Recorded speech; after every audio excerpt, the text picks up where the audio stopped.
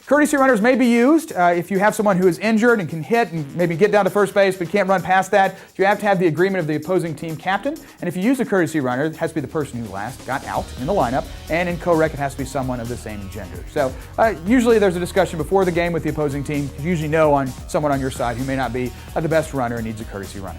Overthrows that land out of play, the award is based on when the thrower releases the ball, not when it goes out of play. So on this example here, usually if there's a grounder to the shortstop and it overflies the first baseman and goes out of play, that's all the way over the fence, then that batter would get first base and second base in that particular example. But the fences are around everywhere. We don't have too many of our throws go out of play out at the rec sportsplex. Here are the fielding positions. A maximum of 6 players can be in the infield dirt area. That includes the pitcher and the catcher, and a maximum of 4 players are permitted in the outfield. So you can't move people to the outfield for big hitters or move people in on hitters you don't think are going to do very well. These are the requirements that we have in 3-pitch in particular. All teams must field a catcher. 2 males and 2 females in the infield is the restriction in co-rec, and there's no actual restriction on position, which doesn't mean you don't have to have a male at first base, for example. You could have a female there, but the ratio is what we're concerned with, and pitcher and catcher must be of opposite genders.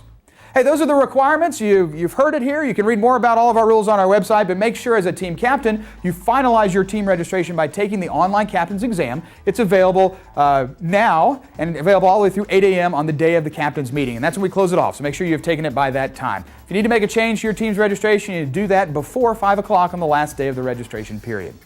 Rainouts will happen at the Rec Sportsplex if we have a rainy day. Just make sure you check to see if we're having games. You can do that 2 ways, but it's your responsibility as a team captain or as a player to check on that. It's available on our website. Right here is information about rainouts right below the banner, so you can see that, and we update it even with the time and date stamp so you can make sure it's the right day. You can also call our rain line. It's at 850-645-RAIN. That's 850-645-7246. We have information there, a recorded message. If it's just a light shower in the afternoon, we might be playing, but if it's a heavy rain, probably not. Call the rain line to be sure. If we rain out regular season games, we do not usually reschedule those. However, if we rain out playoff games, we will reschedule those, and we'll put those schedules online by 12 noon the next day.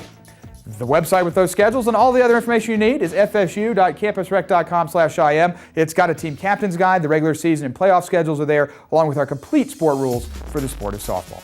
Confused about all this? Well, we hope not, but if you are, drop us an email from our website or give us a call at 850-644-2430.